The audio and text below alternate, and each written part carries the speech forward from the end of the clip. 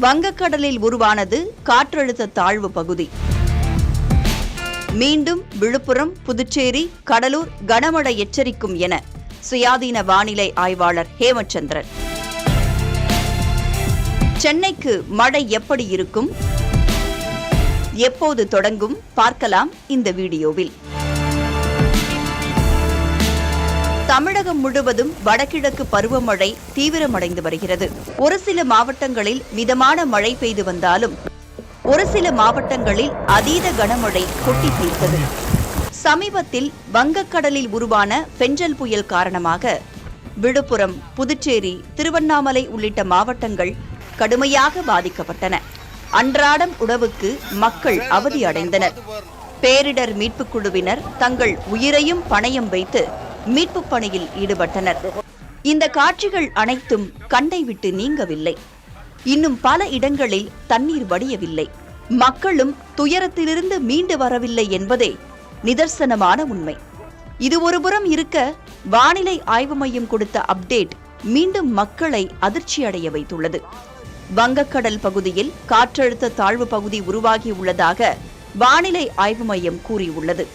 இந்த காற்றழுத்த தாழ்வு பகுதியால் எந்தெந்த மாவட்டங்கள் பாதிப்பை சந்திக்கும்? சென்னைக்கு கனமழையா?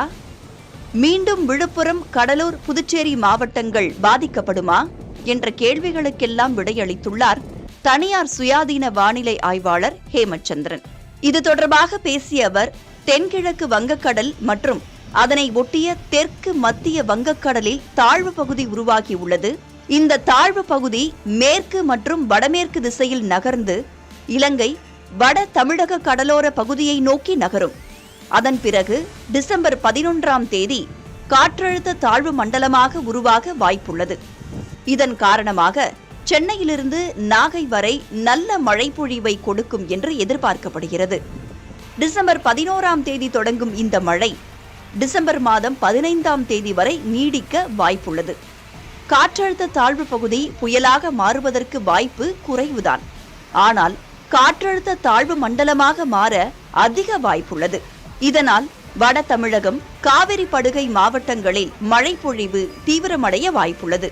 குறிப்பாக சென்னை, செங்கல்பட்டு, காஞ்சிபுரம், புதுச்சேரி, விழுப்புரம், கடலூர், மயிலாடுதுறை, நாகை, திருவாரூர் உள்ளிட்ட மாவட்டங்களில் கனமழை முதல் மிக கனமழை வரை மழை பொழிய வாய்ப்புள்ளது. தமிழகத்தை பொறுத்தவரை 44.5 சென்டிமீட்டர் மழை பதிவாகியுள்ளது. இதன் காரணமாக டிசம்பர் 10 முதல் டிசம்பர் மாதம் 25 வரை அதன் இடைவட்ட நாட்களில் அடுத்தடுத்த சலனங்கள் உருவாகி மழை பொழிவை கொடுக்கும். தற்போது உருவாகியுள்ள தாழ்வு பகுதி தாழ்வு மண்டலமாக உருவாகி தமிழகத்தில் மழை பொழிவை கொடுக்கும் என்று கணிக்கப்பட்டுள்ளது. அது மட்டுமின்றி டிசம்பர் 18 மீண்டும் மற்றொரு காற்றழுத்த தாழ்வு மண்டலம் உருவாக வாய்ப்புள்ளது. அது புயலாக மாறுவதற்கும் வாய்ப்புள்ளது. அடுத்த சுற்றில் மக்கள் சற்று கவனமாகவும் எச்சரிக்கையாகவும் இருக்க வேண்டும்.